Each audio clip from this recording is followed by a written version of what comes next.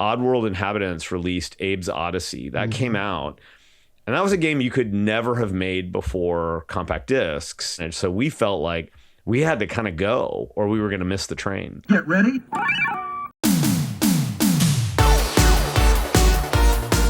Hello, my friends. Welcome to the show. Today's guest is Brian Fleming.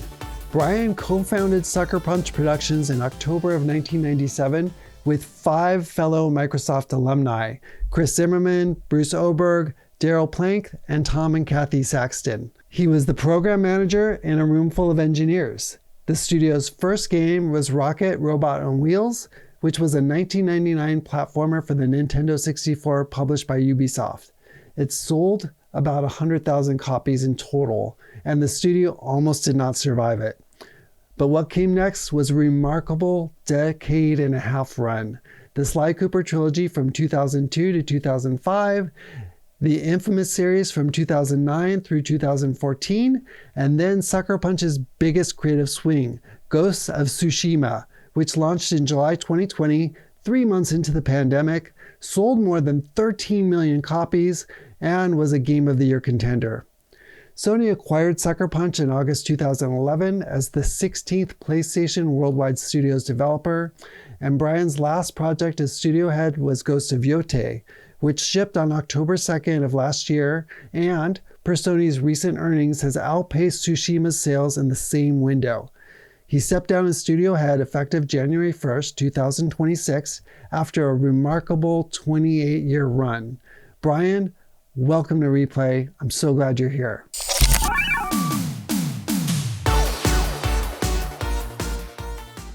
Welcome, Brian. Thank you for joining me. I'm so happy and excited to have you here. I'm really jazzed for this conversation. And if you will indulge me, I was hoping I could start with, I guess, the room before there was a room. So all the way back to 1997, I believe you and 5 colleagues at Microsoft decided to leave to start a game studio.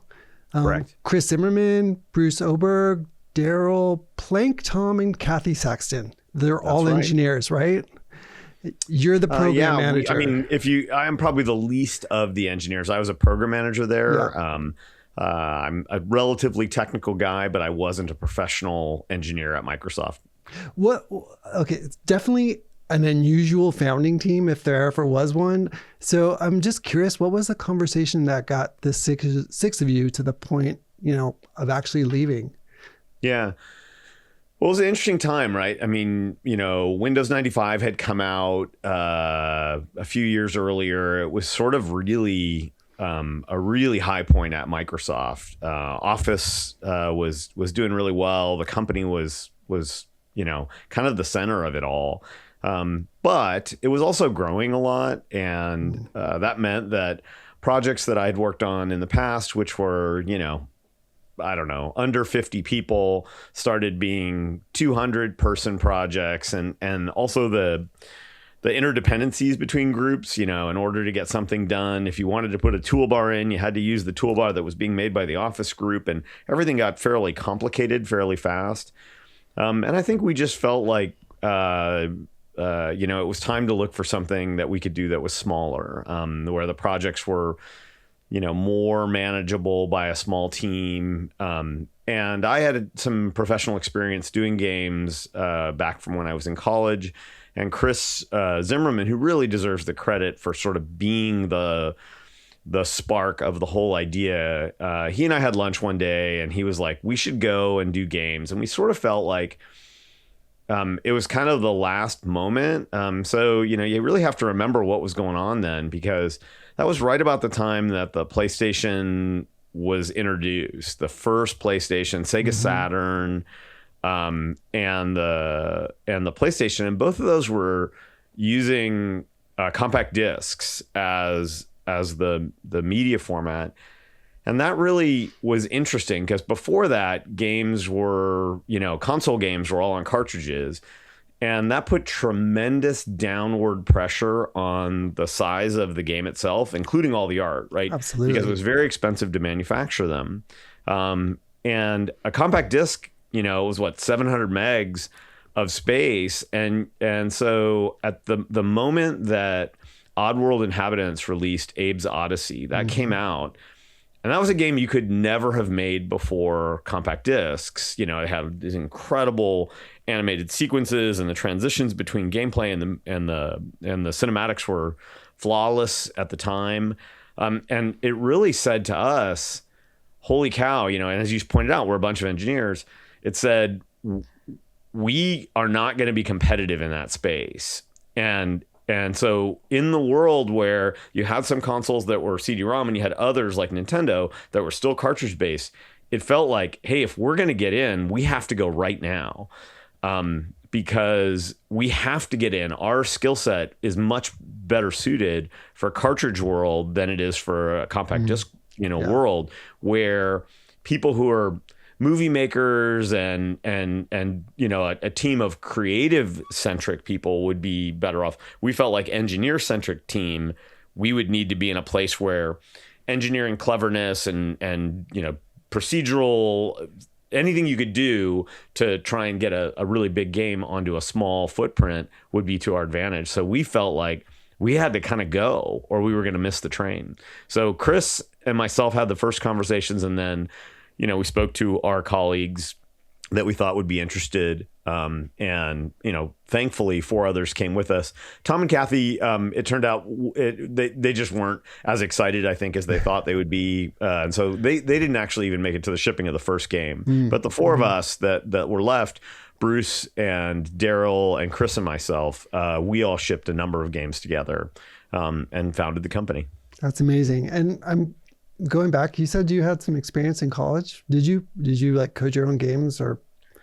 I worked at Epix, which is you might have, you remember the, Olympic games and the summer games. And so I coded 2 events on California games. I coded the surfing and hacky sack events on the Apple II. So I wasn't back then the Commodore 64 was the lead console. And so we were rewriting the game to run on the Apple II, which, Apple II to Commodore 64 to Apple II. Commodore 64 has procedural character sets that are animated and scrolling, and sprites, and we had none of that on the Apple II. So it was an exciting job, all in assembler, hand coded assembly language back in the day kind of stuff. But it was a great time, and I learned a ton. I learned that I could do it. I shipped a game and was super proud of it. And so that was my beginnings. That's amazing. I had no idea, first of all. And California Games is still to this day, it's like the precursor to like Wii Sports. It's a great game. And, on well, the original guys deserve most of the credit. Yeah, sure. If you look at the Commodore 64 credits, Ken Nicholson, Chuck Somerville, I'm going to forget some of the people, so you should look at the credits there. But those guys deserve the credit. They were the designers. John Loop did surfing. I remember that. Awesome. So there's a few of them.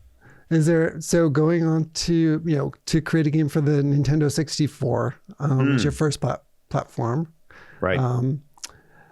Is there anything that you learned during that experience? And I want to talk about Rocket on Wheels for sure next, but I'm just curious from a development perspective. Is there anything that you learned during that experience that, kind of has carried along with you throughout? Yeah, there were 2 things. The first lesson we learned was that video game development is crazy. And again, we had worked at Microsoft for our basically our entire careers.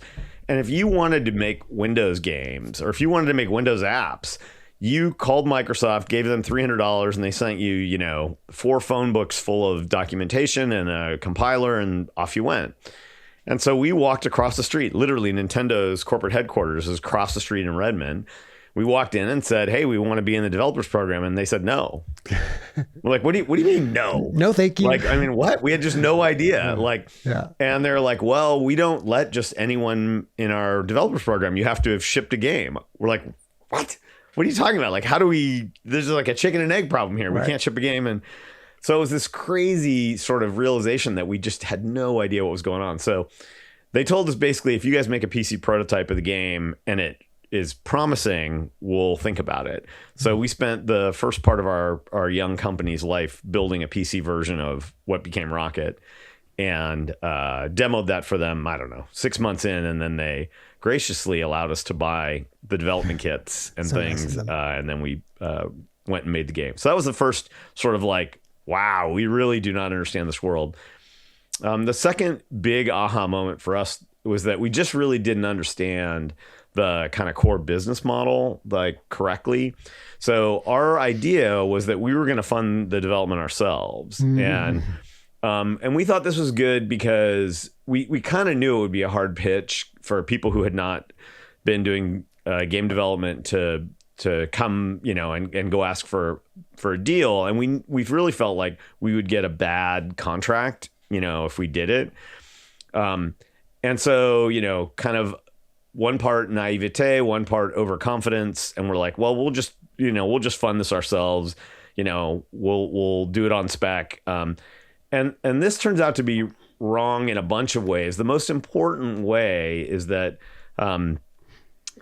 when you're done with the game, you're going to go show it to publishers, and they're going to look at you like you're from outer space, because how did you get to a point where you have a finished game? Like, when did you think we were going to ship this? And they just have no way, short of like the little team that brings finished games like from Japan to America. Yeah. There's like no mechanism inside most publishers at that point to bring a finished game to market. They don't have enough time. It takes them a fair amount of time. They also don't have any skin in the game because they didn't fund any of the development. So they're really not that interested in promoting your game. So, Ubisoft eventually signed the game. We lost a bunch of money on the game, but we made a little bit, and we got it shipped. And so the fact that it shipped is really the most important part of our history there. But it was a really critical business lesson of like, don't try and reinvent the business model on your first game.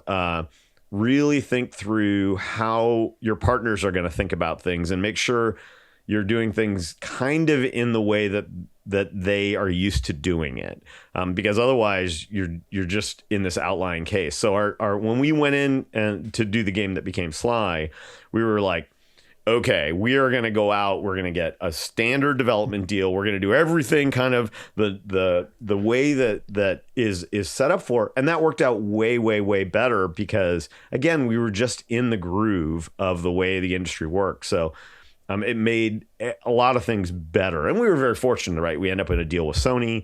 And that wouldn't have happened if we didn't have Rocket, right? That Right. game, Yep. which we lost money on, but was probably the fastest route for a bunch of industry outsiders to be in a first party deal, to have that, less than 2 years after you founded your company. At that point in time, that's pretty good. So, it wasn't a total failure, but I think there were lessons to be learned along the way. Well, you talked about that period as the moment the studio nearly died.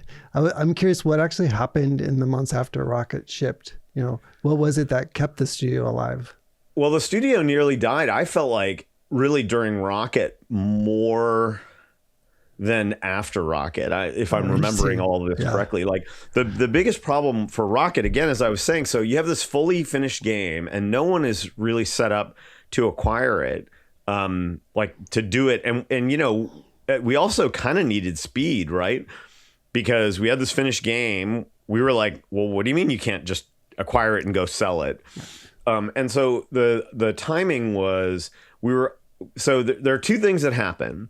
The first is, and this was another big business lesson, is that I would go and I would visit publishers and we would show them the game, and we'd bring the game, to Acclaim or THQ or all these other publishers.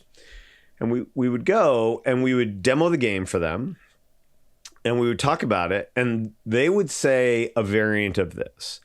Wow, I can't believe that you guys have this all the way running. This is completely amazing. Can you come back in like 2 months and show me your progress?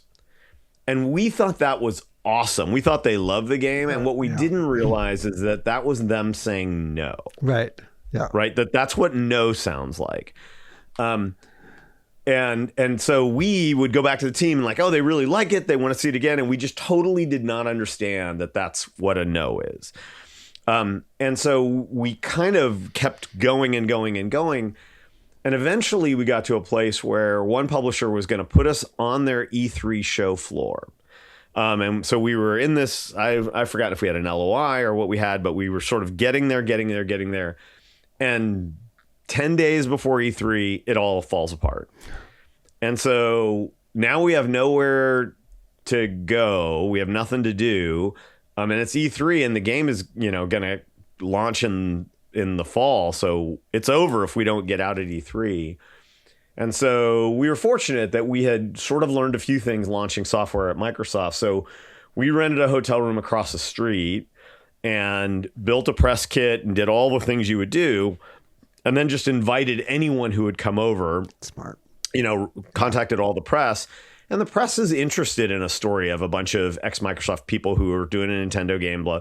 And so we got a reasonable amount of people to come by and do it. We handed them the press kit with all the materials, and everything ready to go. So it was actually we sort of understood that moment correctly. Yeah. And got a decent amount of coverage, and that coverage then led to the game getting signed eventually. So we were sort of lucky there, but I mean that was as close as it gets to the whole show being over.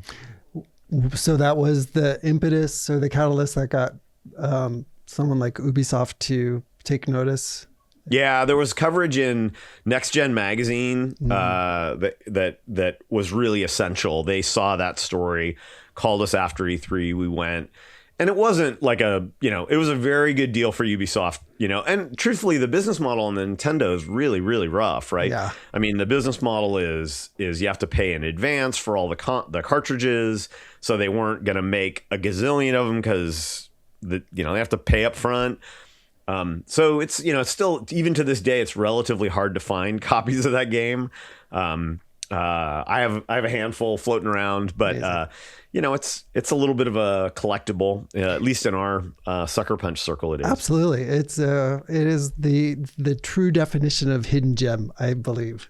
So I'm curious, what did Rocket teach you about how to build a studio? That the success of the Sly and Infamous years would not have taught you. Well, I think that the most important things we learned, first of all, we weren't business people. None of us had MBAs or anything like that. We'd never really run business. So the two things were we learned to run a company. During this early phase, I was really focused on the operational side of the company. We learned how to literally manually pay payroll taxes by going to the bank and filling in the forms and doing all this. We had to learn how to do insurance and leases and, all the stuff that we had to learn. So we were learning how to run a company. And then I think simultaneously, the other huge thing that was a big breakthrough for the company and for us as leaders is we learned, and we were very fortunate, we met and learned how to collaborate with creatives along this journey. Dev Madan, Karen Yamagiwa were some of the earliest employees. And they were, able to recruit a really strong creative team. And we had struggles and then eventually really breakthroughs at learning how to, take this group of technical and engineering minded people and really create a collaboration with creatives. And that was not, easy territory to conquer, but was incredibly important to creating the company that Sucker Punch became. So I would say those are the most important early lessons.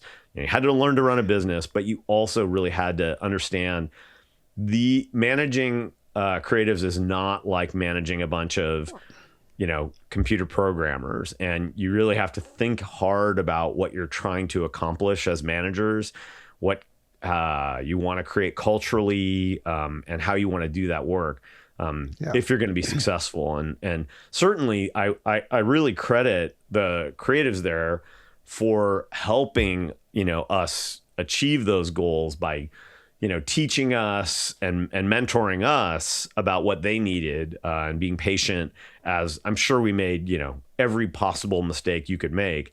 Those people were instrumental in helping create that culture. Yeah. Well, then this is a great segue because, Sly Cooper and the Thievius Raccoonus, your first game with PlayStation, Yes. Shipped in September 2002 on PS2, published by Sony Computer Entertainment America at the time. Right. Your studio went from like a one-game Ubisoft N64 partnership to a multi-game Sony PS2 franchise. Yes. How did that pivot actually happen? What was the pitch that you made to Sony? Did you have to make a pitch? And what did they see in you guys that maybe other publishers hadn't? Well, it took two swings at it. So we went and pitched a whole bunch of people, and we had presented to Sony, and this was in the wake. We had already shipped Rocket, and we had a handful of other games we were pitching. And remember, we're gonna get a deal from the beginning. Now we're not gonna keep funding this ourselves. We learned that lesson, and so we were out pitching, and it was Activision and EA and EAP with Tom Frisina and Sony, and we were pitching everyone. And we pitched Sony, and they turned us down. And they had other things going on. Again, this wasn't an uncommon experience in that time for us. And we were close to signing with EAP, which is their external. It's kind of ex-dev, if you will, for EA at the time. And it was kind of a hybrid. It wasn't a true, a publishing deal. It was kind of they had sort of this interesting business model, but it was maybe the right fit for us. Our hope had been that we would sign with a first party, get a console deal. Again, we wanted to make mascot games. So, but EA was at the time was, we were certainly gonna take that deal. And we had been working with an agent, Jeff Hilbert, to help us establish contacts in the business. And Jeff was at an international event. If I remember right, it was in Australia, and he was socializing with one of the then Sony executives. And that executive asked him, who's the team we missed? Who's the thing I should go see? And I'm eternally grateful that Jeff's answer was that the team you missed was Sucker Punch. And so the exec flew out, and we presented to him, and he basically wrote a nice enough email, or I'm not sure what, wrote a note to the first party Sony team, and they took a second look, and that turned into what became the Sly Cooper game. So it took us two swings there, but we got it. And we were thrilled. And I if we knew then what we know now, we would have been over the moon. I mean, we were so excited to get a first party deal, but it was so much more than that. We ended up in exactly the right place. I don't think we appreciated how much we were gonna be mentored and learn by the team that signed us. Just how perfect the situation was for us. So we thought it was really good, and it was better than that. So it really worked out incredibly well for us. One of the more fortuitous moments was that second crack that actually happened to break through for Sony. I know that at that point you have a lot of, like you're talking about, the creatives in the room with you, as part of your organization. Sly is one of my favorite franchises, super creative, super unique, such great characters thematically at the time, especially that the cel-shaded comic book style, the heist tone. Was that all? I mean, I guess going back to your partnership with Sony, did Sony bring something to the table creatively, to the brief, or had those foundations had already been formed? All those were really, Sony contributed in significant ways, but I think all the things you just mentioned really are on the Sucker Punch side of the margin. Clearly, it was a collaborative effort, and they helped and improved lots of things. I think Sony really helped us more with the game aspects of it than the the narrative, the characters. There were some refinements on some of the characters that were really important that came from Sony, but I feel like that was, the creative team, Nate Fox, who went on to lead basically all of our games, was at Sucker Punch at the time and was doing his job. Dev Madan was creating the characters and the narratives. So the two of them really creatively were already in place, and doing an amazing job on a lot of this stuff.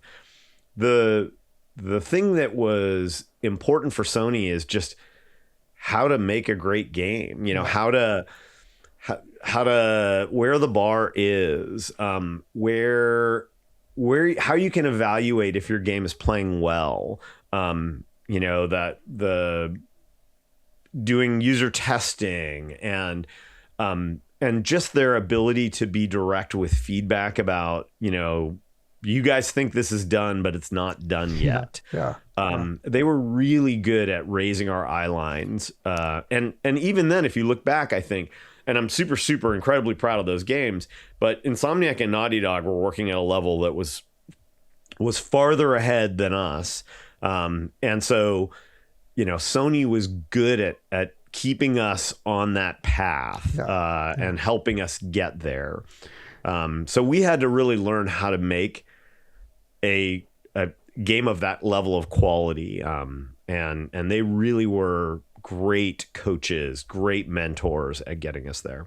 Did that include a visit or two from Mr. Cerny? Cerny was around and he was working with both Insomniac and Naughty Dog, but we were an exception in that we didn't work with Mark. Oh, that's interesting. On those games. We have immense respect for Mark. He's a legend and deservedly so. Grady Hunt was probably the most influential person on us overall. And we, Shu Yoshida, played the game and gave us kind of the 4 sentences of great wisdom that really helped us. So we had a lot of mentors. Connie Booth was our kind of how to run a great business mentor. And so that kind of team, the Grady, Connie, and Shu, they were really the people who helped us the most. Yeah. And all lovely people and individuals. Yeah, incredible. I mean, like, how fortunate. That's what I'm saying. Like, if we'd known when we signed how great a deal we were getting, that we were going to get all these incredible people and this incredible infrastructure, just being at the right time and place. So it was very fortuitous for us. That's amazing. And so the Sly trilogy ran from 2002 to 2005. So that's the 3 games in 3.5 years. Of course, you got to count at least 2 years before you ship the first one also. Sure. Okay. But it's incredible how quickly the latter 2 games got made. I think the Sly 3, the development schedule was under a year. Like, it's crazy. That is unimaginable today. Yes, it's completely crazy. What did the team look like through those years? How did the studio absorb that workload? Yeah, we grew. I think, and I think, it's funny because I remember all the conversations, like in the very, very beginning, the Rocket transition to Sly, we kind of had in our heads, I remember talking with Dev about this, like, if the company gets bigger than 40 people, it will explode. Like, we just cannot manage this. And the truth was, it might have actually been true for us because we were just, we hadn't run companies before. We didn't have the leadership experience to do it, but we learned along the way. And so the company was growing. I wish I knew the head count on Sly 3. My instinct is it was about 50 people. And that's all in. I mean, that's including every aspect of it. Yeah. Well, we didn't have HR. I mean, I was HR. We didn't have HR. Okay. But I'm talking about, IT. Right. I'm talking about, QA. Everything we did was a tiny, tiny company by today's standards. Yeah. And we got a game done in 11 months. So it's like, less than 50 man years to make that game, which, is nothing compared to what we spend on games, like the Ghost games. So. Right. Yeah. It's crazy. And Sly specifically, it's, kind of one of those dormant Sony franchises that I know fans, there's still affinity. They Yeah. still ask about. They certainly ask us Yes. about it. I'm curious from the inside, what is your thought? Like, when does a beloved character get to live again? Did you ever come close to a fourth under Sucker Punch? I know there was another by a different studio. Or at that point, did that your center of gravity move past it? I think that, for us, like, it's always interesting because, of course, I understand why fans want us to do that. Yeah. You really almost have to think about each of these franchises as like a decade of our lives, right? It's longer than you were in high school and college together. Yeah. Right. So imagine you were in one place for a decade and then you get to move and you're like, I really enjoyed my time there, but I'm not ready. I'd rather go forward than go back. Yeah. And so I think we have much, much, much love for the franchises that we've built. But I think it's more interesting to go forward than to go back. And so that's why we've always driven the company that way. Yeah. Variety is the spice of life, as they say. And then can we talk about Infamous for just a minute? Sure. It shipped in May of 2009, PS3. I have to think it was your biggest game to that point, open world. Certainly. Your moral choice system, the really cool superhero powers. And then Infamous 2 was in 2011. That led to also you guys becoming part of PlayStation Studios or being acquired by PlayStation. Yep. Can you walk me through that 2-year window? What did Infamous prove to Sony that, maybe Sly hadn't? You mean the acquisition? Yeah. I guess, sorry, I kind of skipped over Infamous. No, it's fine. Yeah. I mean, we can talk about Infamous too. Sure. But, so as we were working on Infamous 1 and certainly when we were working on Infamous 2, we were navigating the PlayStation 3. And the PlayStation 3 was a complicated time for game developers. We were working with Sony, and so we weren't like acquired, but we were, a first party studio, and we were inside on some of the briefings about what the PlayStation 3 was going to be. And, that was a complicated moment. The launch price was very high because of the disc was expensive. The laser diode inside the disc was very expensive, and the console was expensive, and the whole thing really, I think, made us cautious about platform changes. And so the real, I think, thinking inside Sucker Punch was, if we're going to get acquired by Sony, which was our preferred outcome, we by this point, we knew what we had, right? And it was sort of, man, let's put a ring on this. This is like, we have the best partners. This is where we want to be. We think we'll make the best games here.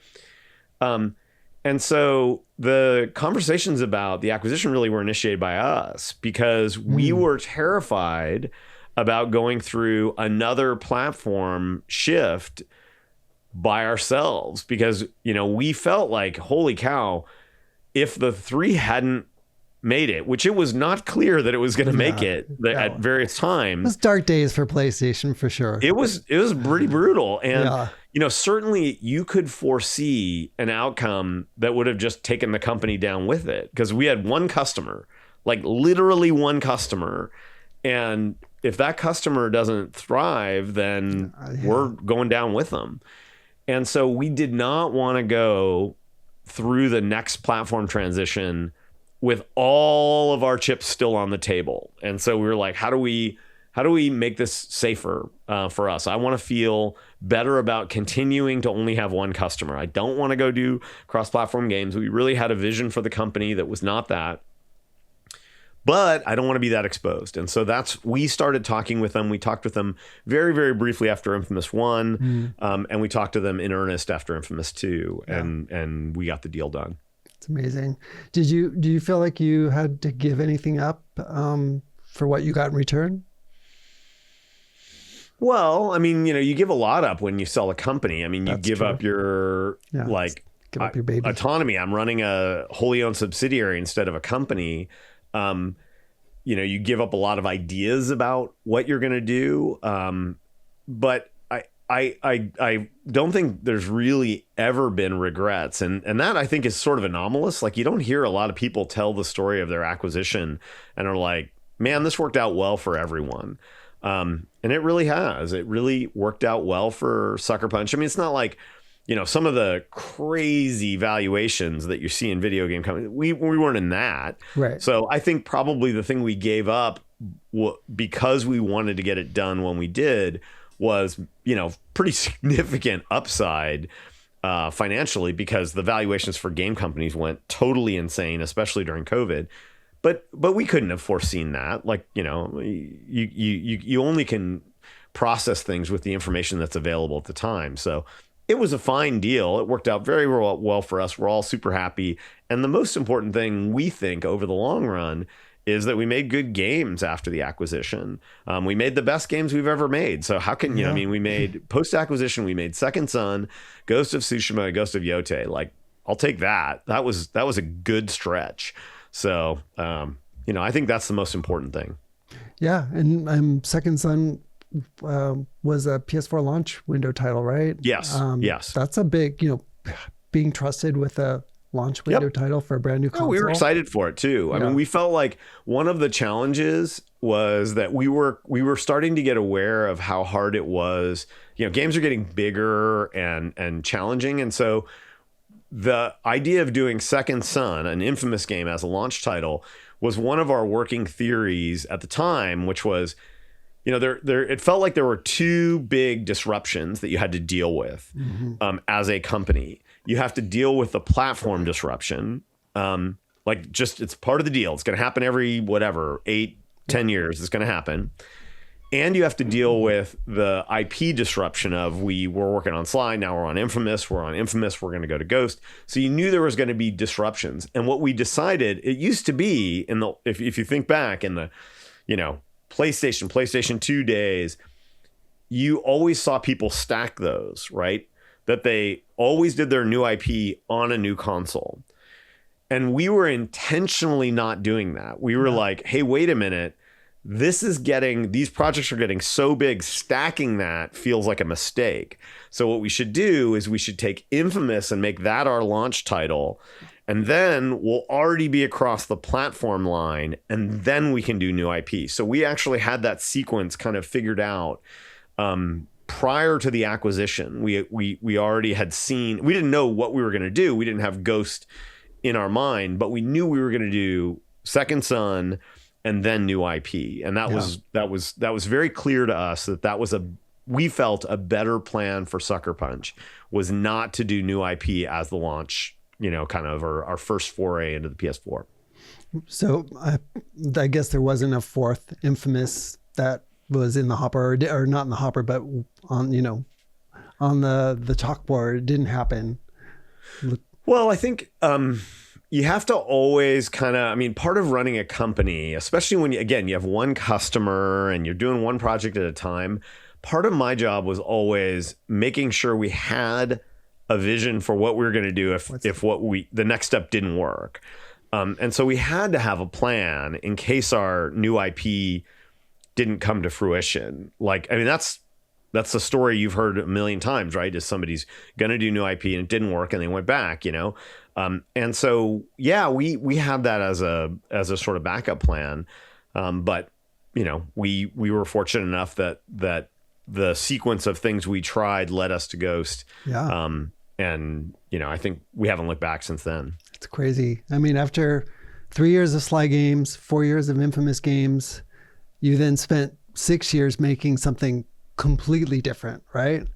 Well, I think you got to make sure you're counting right, because the Infamous games are probably closer to 10 years. Yeah. Because when you count the ship date of the first game, which is almost always the game that takes the longest, that's like you're hiding 4 years of the development of the first game. So it's really almost a decade of Infamous and probably 7 or 8 years of Sly. Yeah. Then you get to something new like Ghost. And again, the game cycles have gotten so long that, Ghost took us a long time to build, and Yōtei took us a long time to build.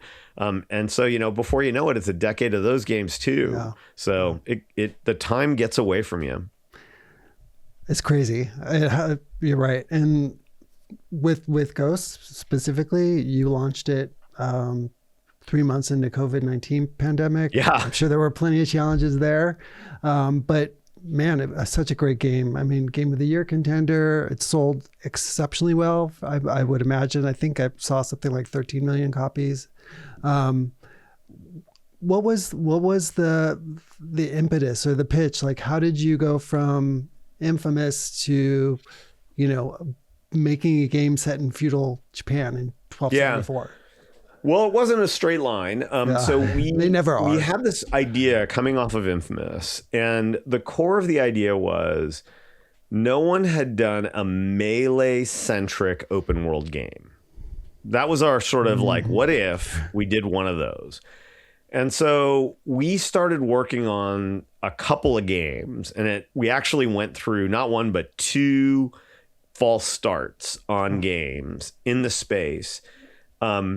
And they were maybe more traditional. They fit sort of into the mold of they vibed sort of Assassin's Creed, Game of Thrones spaces. They were sort of, they had a little bit of that medieval vibe. And we were working on those games and they were interesting.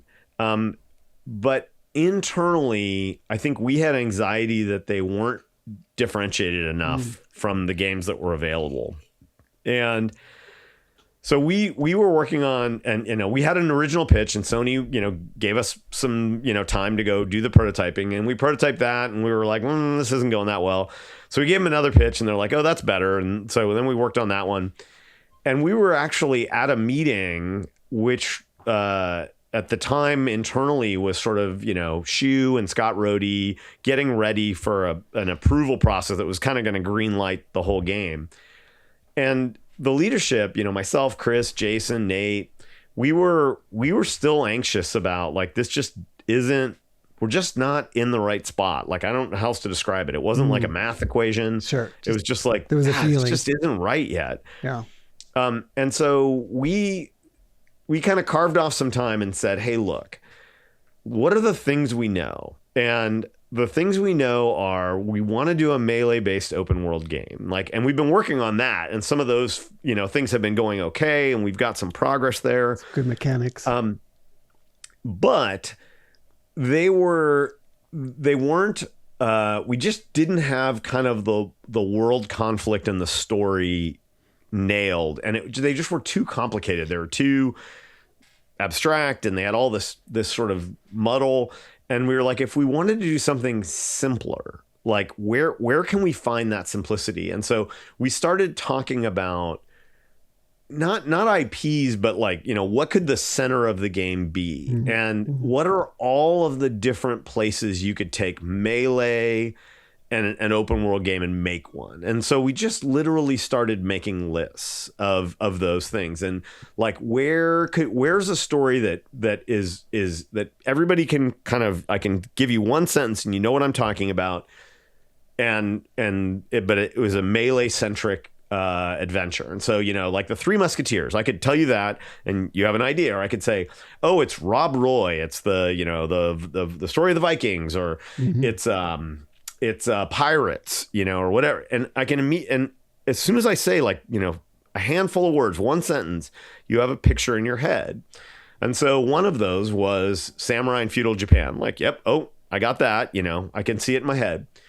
So then for each of those, we tried to write a 1-sentence story. Like, what is it that we would do? And we had the story for the samurai was, what if a samurai, who's trained in this strict code, becomes kind of goes rogue and becomes the first ninja?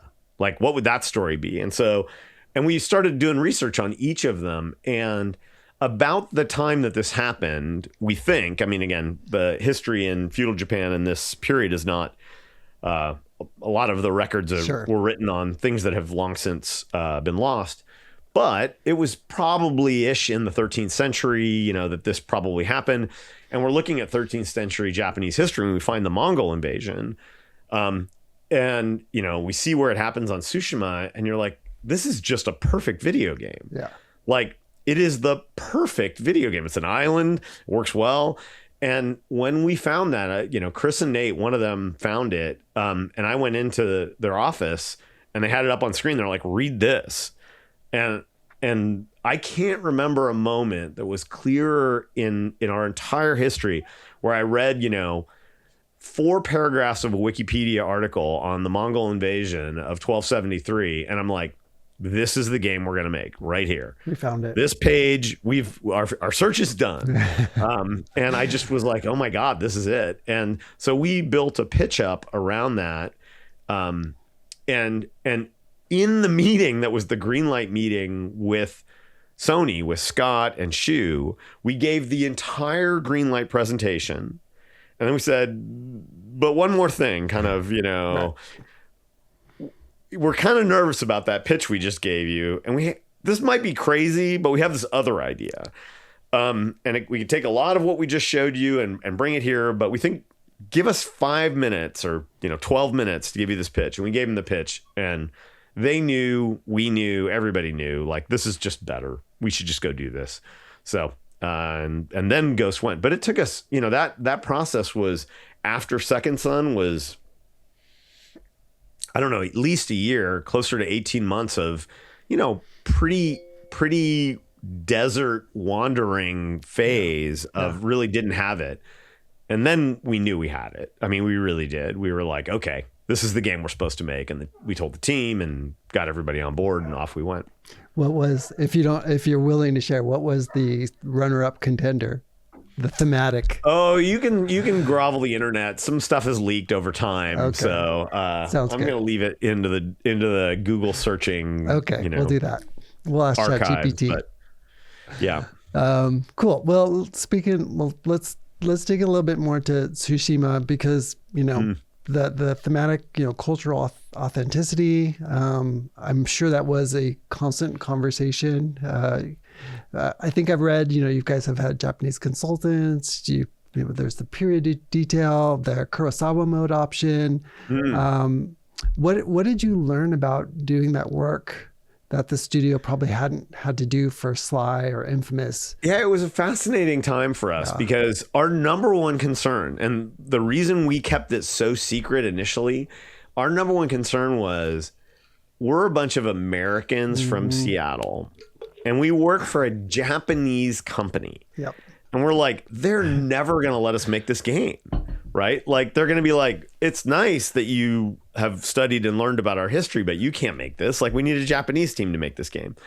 And that was absolutely not the case. And the reasoning, and I absolutely love this reasoning, Shu was the guy who gave us the best counsel on this. Because if you remember at the time, the PlayStation game market in Japan was not awesome, and it was super fragmented. Yeah.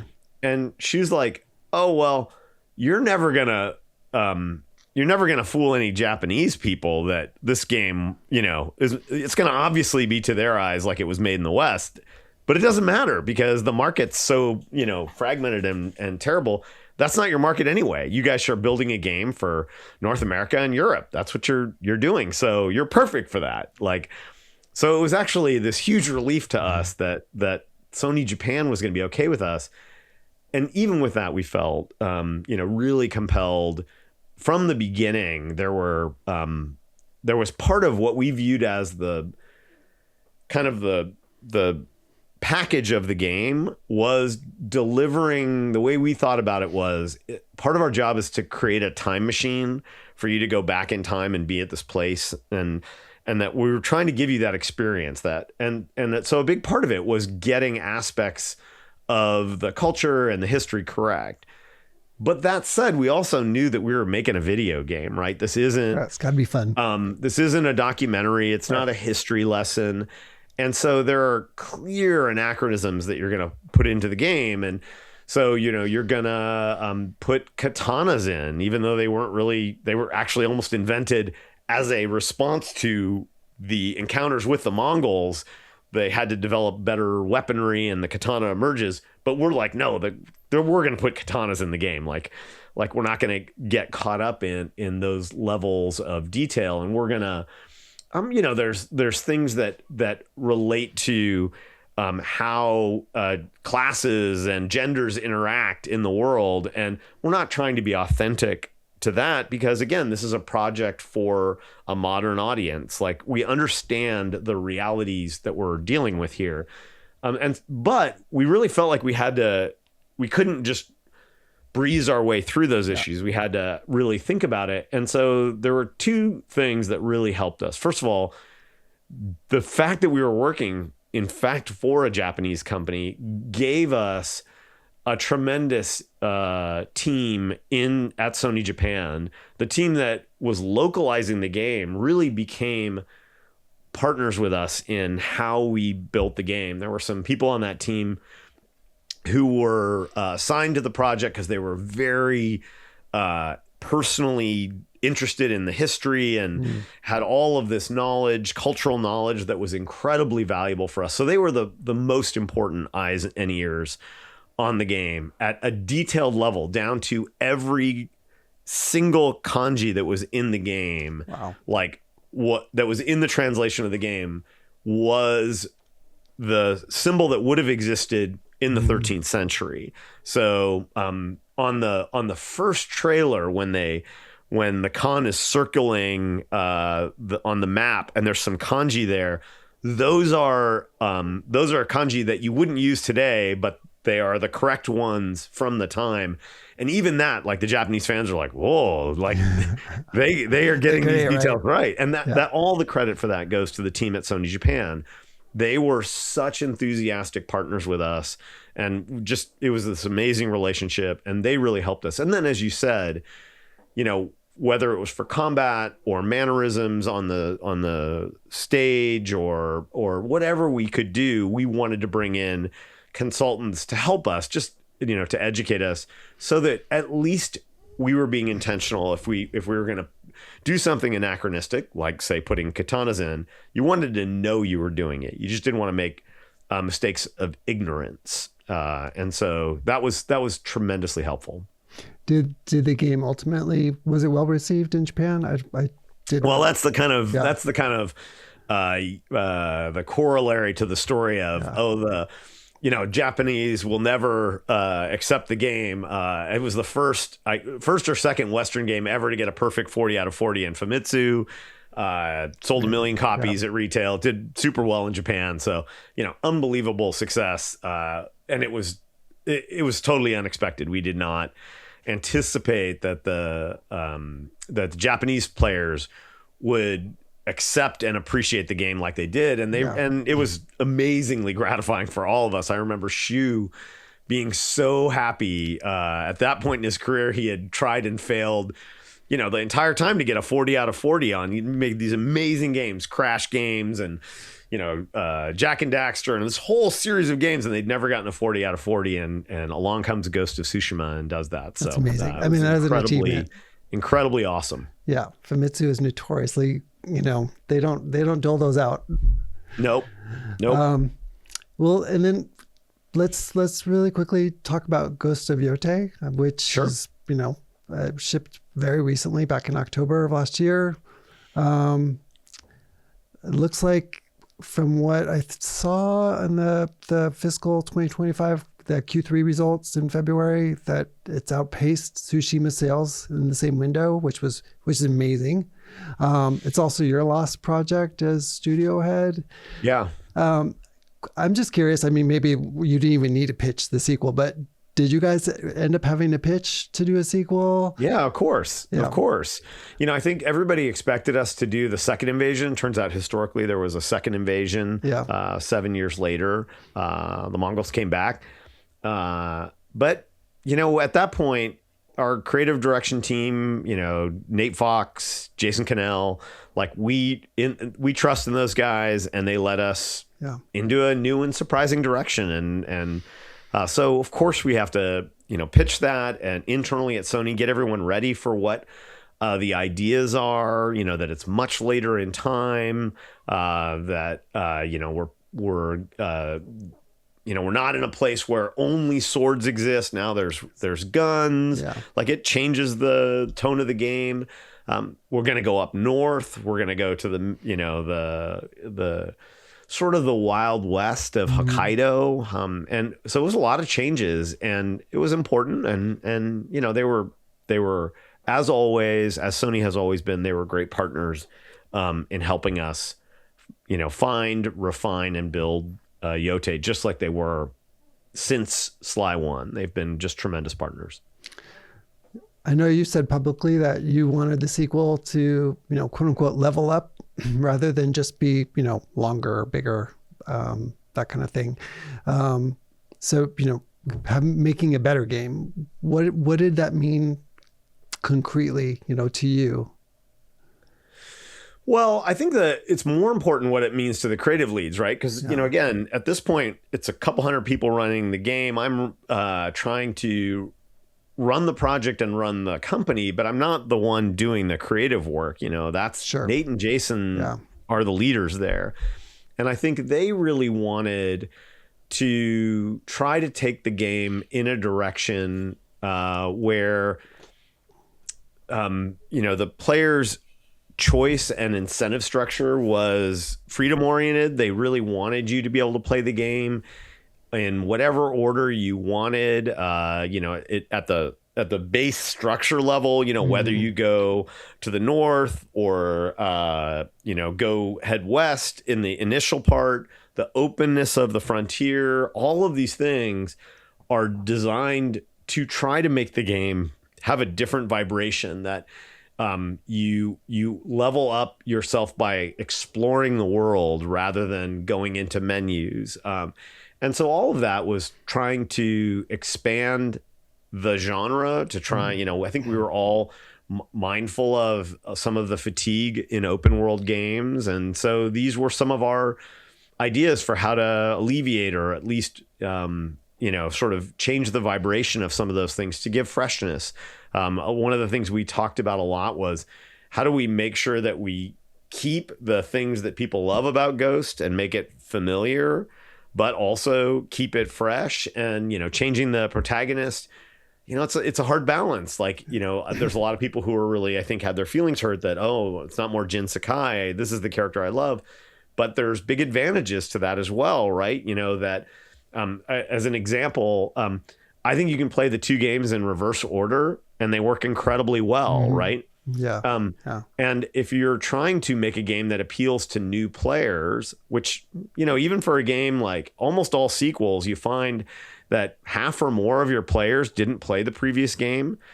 Well, if the whole thing is about, continuing a story that you began in the last game, it's harder for those people to land and get on board. So we love origin stories. Why not do a whole new origin story? And again, you can play the games in reverse order. If you enjoyed Yōtei, go back and play Tsushima. It'll play perfectly well, and there's no cognitive dissonance there if you play those two games that way. And that's sort of how we thought about it. You mentioned, hurting people's feelings. We all know that there is always discourse in the games from fans in the industry. And we don't need to go deep on this or anything like that. But, clearly people have the ability to complain on the internet, and they do. Seeing, hearing feedback, and people's perspective on the choice, to have a female protagonist and having Erika Ishii be the performance captured artist behind Natsu. Sure. What did that experience teach you about leading a studio through a launch where maybe the conversation around the game sometimes is about something other than the game? I think we always try to remind, like, there are hard days when you're making a game, and I'm not talking about the thing you're talking about. I'm talking about, like, the first time you take the game into focus testing and you're super excited about it and the game just sucks. Like, everybody hates it, and you spent 2 years and you just feel terrible. Like, you feel like you failed. And the phrase we always try to use is just like, all criticism is a gift. Like, and you just want to sort of try and find the gift here. What is it that we can learn about this? And So I'm not going to let the criticism get to me. I understand that people, are have their own emotional reaction to the way the game plays, who the characters are, and that's okay. They get to have that reaction. I'm going to allow them to have that reaction and use what I can from that to help inform me. I'm not trying to mollify them. I'm not trying to stop it. You just have to know this is just what making this kind of entertainment is. And so I try not to say, oh, screw those people. And I also try not to say, oh, we have to make those people happy. I'm just saying, look, it is a gift they're offering you, that they have given you their opinion. They care enough about your product to give you this opinion. It's your job to figure out what you're going to do about that. And Ghost of Yōtei is our answer. Like, we made the game that we felt like was the right game to make. And along the way, that game was improved by criticism, but also there were things that we were like, this is our vision for the game, and that's the way we're going to go. True. And we understand this criticism and we accept it, but we're not going to change the game. So, like, you have to be able to process that. It took us a long time to get to the place where you can be balanced. You can be confident enough to listen and not overreact, but also be confident enough to understand that you're going to react to some feedback. Like, that's okay. It doesn't mean that you're a bad person or you're stupid. You just can't see it all. The games are too complicated. Yeah, it's myopic, right? So in there. It's a little of both, and it takes that sort of mature. Again, you think about the team. Nate joined us on Rocket, so he's been there. He's got tons of experience. Jason joined us on Second Son, so he's been for more than a decade. He's been working, and they're not going to get spooked by criticism. They're gonna listen to it, evaluate it, and then make even better decisions because they have access to that information. But we've never tried to be let's mollify all critics either. Like, I think that's a path to games that just aren't special. So we're always trying to make something special. Well, knowing that Yōtei, the launch was, I think the succession was already in motion, right? You were getting ready to step down. That was your last game as studio head. I'm curious, like, what was launch day like? Knowing that this will be the last Sucker Punch game that you... Well, it was a pretty closely guarded secret inside of Sucker Punch even. And so I didn't announce... I think there's, less than 10 people who knew, including Sony execs and Sucker Punch people, that I was going to ship the game and then make plans to step away. And so it was kind of an emotional time when I told the team. I think that was that was kind of the finality of that was significant.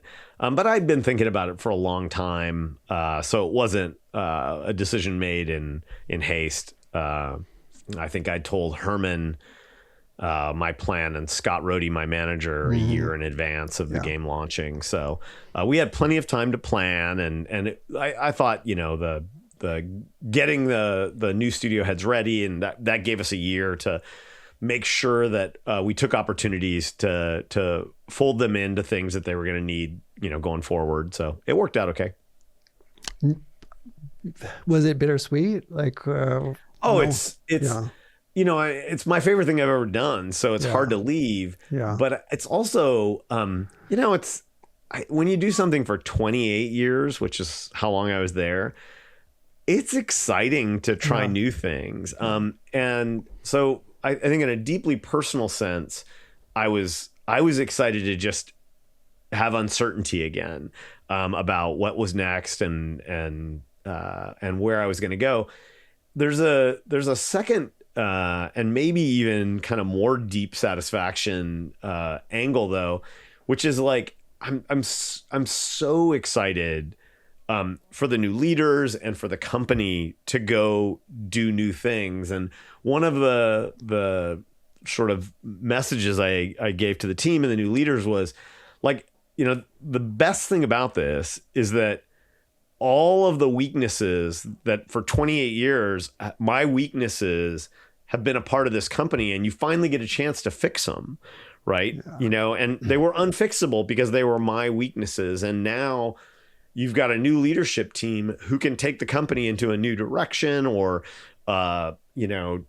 change the way that things work because of the failure of imagination that I just, that was in my blind spot. And so I think there's a real opportunity here, and everybody gets fixated on, well, who's going to do that thing that Brian did? And really the important thing is now we can finally address the holes in Brian's skill set. So I'm really optimistic and excited for the team to change the company for the better. Like I just think it was a great opportunity for them. And, the company's small enough and stable. It's been relatively stable in terms of, the leadership. It creates so much space. You subtract me out and Jason and Adrian kind of move up and take the studio head role. Well, they create space underneath them for new people to try new things. So it has just a delightful domino effect on the organization to give people who richly deserve the chance to step in and try something new. So I get to do something new and exciting, but so do a lot of other people. So it's kind of, I'm not melancholy about it. I certainly miss the people. That's the thing I miss the most. But I still keep up, and I saw a bunch of them on Saturday night at someone's baby shower. So it's all good. Love it. You don't show up unannounced. No, I'm intentionally really avoiding that. Yeah. I feel like after that long, kind of like the last thing they need is me to show up. So I've studiously avoided popping into the studio. Well done. If I have something that like I want to leave on, I'll find somebody and like meet them off, I'll meet them at coffee and, hey, can you hand this off to Sonia or whatever? Got it. Cause I just don't want to pop in, and it just creates too much. Sure. I don't know. There can only be one president. Right. So, it's good for me to be off premises. Okay. And really quickly, and we'll make this topic quick. I've got a couple other things I want to talk to you about, but I also want to be cognizant of your time, which you're so generous with. I did want to really quickly talk to you about, a peer group. By the time Tsushima had shipped in 2020, I think the outside narrative had Sucker Punch in the same sentence as Naughty Dog and Insomniac. Three of Sony's most important first-party developers. I think of them as their crown jewels. I've always thought, in my head, Sucker Punch was always one of those three. But you said something interesting in your conversation with Nicholas Doucet last year. You said of the early days alongside Naughty Dog and Insomniac that you or Sucker Punch always felt like the runt of the litter. Absolutely true. Can you walk me through that? What was it actually like inside that peer group from? I mean, I think it wasn't anything that they did. It was in the work, right? I mean, go stack the games up side by side and tell me whose is technically better. Tell me who's doing the most impressive art. Now, there's incredibly good creative in some of the Sly stuff. Absolutely. But, in terms of executional abilities, those other two studios were out executing us. And we were very clever about designing our games and certainly the characters and stories were super strong. And I'm not saying it was universal, but that was certainly true. And then look at the sales numbers too. Like they were outselling us. So I think it was, and look, that's a good position to be, right? I like running down the leaders. That's a fun job. And so there was always something we could do that was better. And the work that the Insomniac team or the work that the Naughty Dog team did, and look, it's not just those two, right? I mean, look at the work that Guerrilla did. Look at the work that Santa Monica Studio does. There's incredible talent. Look at how reliably and high quality the annual releases coming out of the MLB studio are. Like there's stuff to take from incredible studios within that family. And we were just fortunate to be in that peer group for so long. To be a part of that group was incredibly educational for all of us. We learned a lot. We were inspired by those people. And I think it's probably, there's some mutual aspects of that, where the work we did on Ghost or on Sly or on Infamous, because of the efficiency that we got things done. We were always literally smaller than those teams in terms of our budgets and our team sizes and all of that. And I think as times have changed, that's become, even more of interest, that, we've been able to manage our budgets in a way that I like everyone, we're all really focused on how to make games efficiently now, especially because the economics of the business continue to change. But that's what was sort of always kind of hey, we're sort of small and scrappy. Well, that turns out to be a huge advantage right now in this moment. Oh, yeah. So the market has kind of come around to us, which is sort of nice. That is lovely. And I believe there's a lot of cross collaboration, or at least sharing of engines and assets, and there's more camaraderie than competition. Am I correct in saying that? That's certainly the case. Yeah. I love your last sentence. I think we all, and my take is that any Sony studio producing a great game is so good for all of us. It's just incredibly good that it's a tide that lifts all the boats. Right. And so there are incredible incentives for us to collaborate everywhere we can. There are some studios that are literally sharing engine technology. And it might just be, oh my God, don't make the 7 mistakes we made on this particular, foray. How are you doing your water tech? What's the tech approach there? Yeah. How do you guys think about what you're doing with AI? Like, how can you help us, educate ourselves about the pitfalls there or whatever? Like, they're having brilliant peers all exploring similar spaces is just an incredible advantage. So we tried to avail ourselves of that whenever we could. That's amazing. And then going full circle back to, your partnership with PlayStation or Sony, in your September 2025 interview with Stephen Totillo at GameFile, you said something that I think is one of the most important quotes anyone's given about being a first party studio inside of Sony. You said, I think specifically about their live service push, they never asked us to do anything. Talk to me about what that sentence actually means and what it tells you about how Sony operates with its acquired studios. Well, I think you always want to be cautious. I have a lot of information about how they worked with Sucker Punch. Yes. And, there's 20 odd studios. How they worked with everybody is different. We're all coming on board at different times and all of that. But the certain reality is that the path that we followed, even before we were acquired, right? If you think of our relationship with Sony beginning at the pitching and signing of Sly Cooper and continuing through my entire tenure there and into the new leadership group with Jason and Adrian leading the studio, there has not been a point at which they gave us really a significant steer creatively or business wise, like we need you to enter a different market. That just hasn't happened. Yeah. And which isn't to say that they haven't given us feedback on the stuff we're showing to them and saying, we think this is not going to work. And we want that coaching. We need people who aren't drinking the Kool-Aid and thinking everything we did is awesome. I want them to tell us what they think. I want to hear Grady's opinion. I want to hear Scott Rohde's opinion.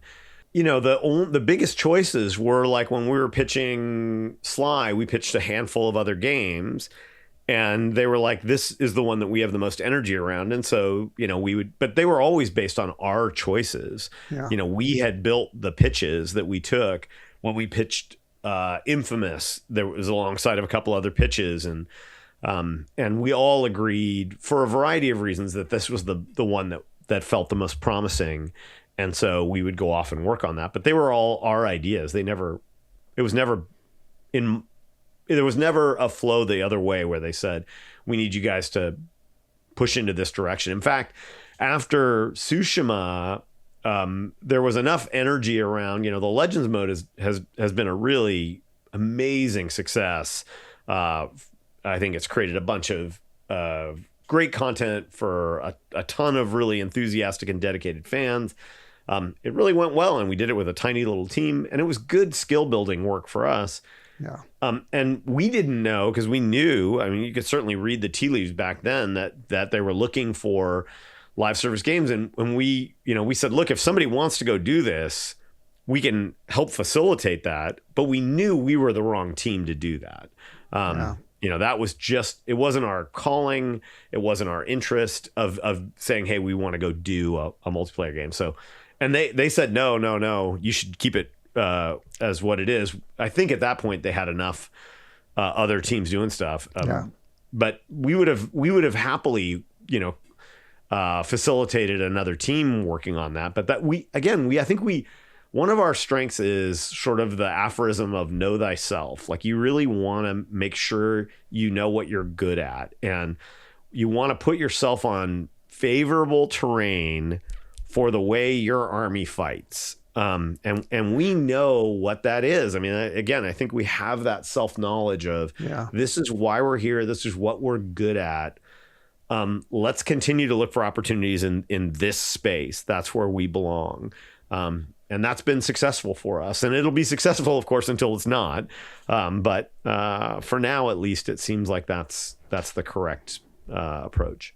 That's really good advice. And speaking of advice, I would love to ask, what is the, having run, a studio of roughly 200 people through 3 console generations, what is the one piece of leadership advice you would give to maybe a studio head taking over a first party developer today that you might not have understood in 2011 when you were first acquired by PlayStation?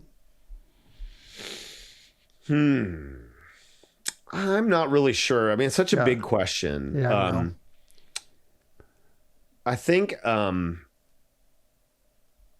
you need to have in one hand, you need to have confidence in what you're doing and what your best and brightest are telling you. You need to be confident that your creative directors and your tech directors can do what they say they want to do. Like that is an important thing to hold. But I think similarly, you also have to make sure that you are making sound decisions. And you're trying to always balance these two things. And soundness can be scope. How are we going to manage the scope? I know we want to make this big game, but how are we going to keep it from getting out of control?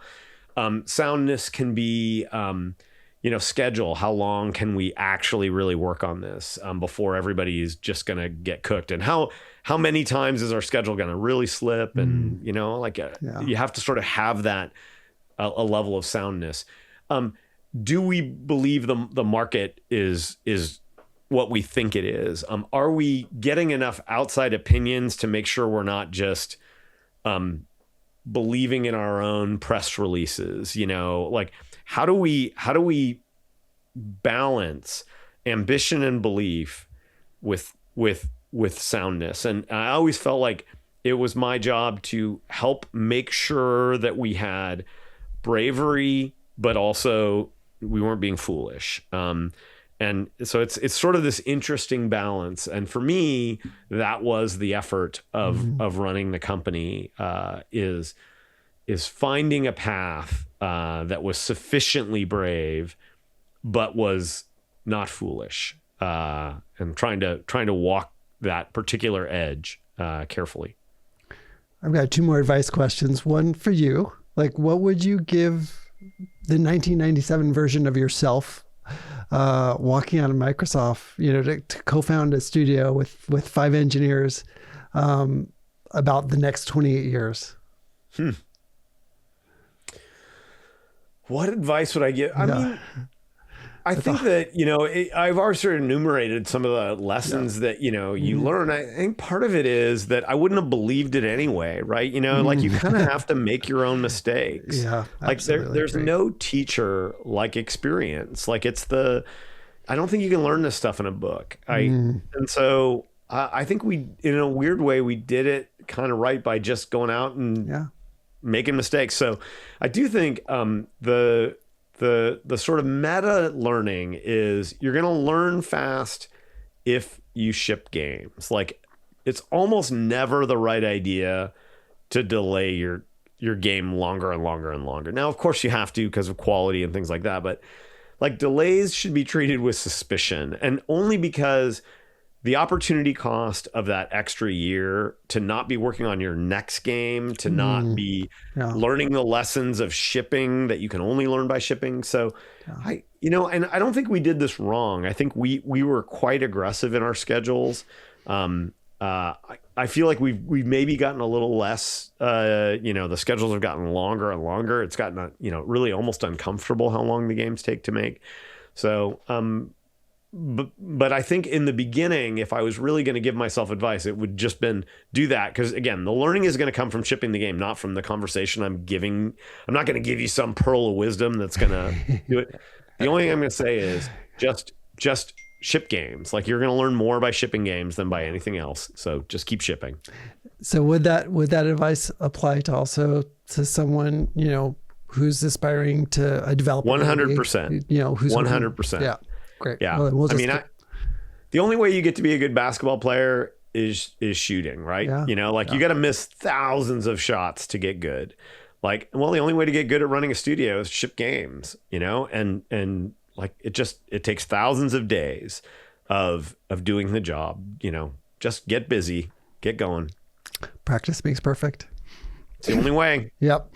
Okay. 2 more questions. One's probably a softball, and one I have that stumps a lot of my guests. So first, the easy one. Are you able to share what's next for you? I know you've teased something on LinkedIn, but I'll leave it for you if you want to expand or keep things, in stealth mode. We're probably not ready to talk about what's next. I've as we've talked about, I love Sucker Punch. I'm not working on anything in the games business. I'm working in a new space for me, which is fitness. And we'll have more to say, or maybe we won't. We'll see. It's a new startup. So, I've gone from, hundreds of millions of dollars to 3 people volunteering. Amazing. So it's decidedly a different space right now. Love it. Love it. Entrepreneurial spirit. You'll figure it out. We'll see how it goes. Yeah. All right. Last question, actually. This is something I ask pretty much every guest that comes on the show. So I just want to ask if you could replay one game fresh for the first time all over again, what would it be and why? Metal Gear Solid. Easy. That was quick. It wasn't hard. Yeah. Nope. Are we talking about the Solid. first Metal Gear or the PlayStation Metal Gear? Metal Gear Solid. Okay, Solid, right. Okay, that's right. Yeah. Metal Gear Solid. You quantified that. And I think it changed my career. That game was the game that made it possible to see a world where you could make games that had these moments, these incredible moments of, the character is up against a wall and the camera moves to exactly the right spot. And like, it's just the level of presentation and immersion. That was one of the big moments for me. I probably didn't play there are games that I've played more hours, but I feel like that one changed for me the universe of the possible the most. And so if I could go back, that would probably be the one. Yeah. Such an incredible game. I remember my previous life as a journalist, a games journalist, being on a junket to Japan where we got to go to Konami when the game was in development, and just getting a quick demo, or maybe a 30-minute demo by Kojima. And you could even, put a C4 on the back of, sneak up to someone and put explosives on the back of a soldier and blow them up. It's just like the possibilities that you just not experienced before. Remarkable piece of entertainment. It really was, and still is. Yeah, they did an amazing job, and so that would be my pick. And in a lot of ways, there was a to wrap it up. There was a Sly Cooper review, I think, and it was Critter Gear Solid. I love it, and that was like one of my favorite things ever. So it was really, really exciting to see that. Good stuff. Normally I would ask, where can they find more information about you and what you've got going on? But clearly people can go to Sucker Punch's website to see what they've got going on. Follow Sucker Punch. They're on an amazing journey right now. So I couldn't be more excited for those guys. For sure. We'll make sure to put that all in the show notes and links and all that. Brian Fleming, thank you so much. I really appreciate you coming on and talking to me and happy to do it. Sharing your time. It was a great conversation, and I know this is a quote unquote gaming podcast, but when you're ready to talk about your next big thing, I would love to have that. Well, do you have sponsors? Maybe we can just do a drop on one of the episodes, sponsored by Brian's new company. Yeah. So. By the way, this is completely random, and we'll wrap up after this. Justin Monas, speaking of Naughty Dog, I know he's got something going on in the fitness world too. I don't know if you guys chat or not. It sounds like that's got to be on my call sheet for the week. Yeah, you should definitely reach out. All right. Thank you very much, my friend. Thanks, Greg. And thank you everybody for joining this podcast. We'll see you again soon. Later. And that was Brian Fleming, co-founder of Sucker Punch Productions, 28 years of one of the most consequential studio runs in PlayStation history, and 6 months into figuring out what comes next. Links in the show notes. If this conversation was useful to you, please subscribe, leave a review, tell a friend. I'm Greg Off, and this is Replay. Thank you so much.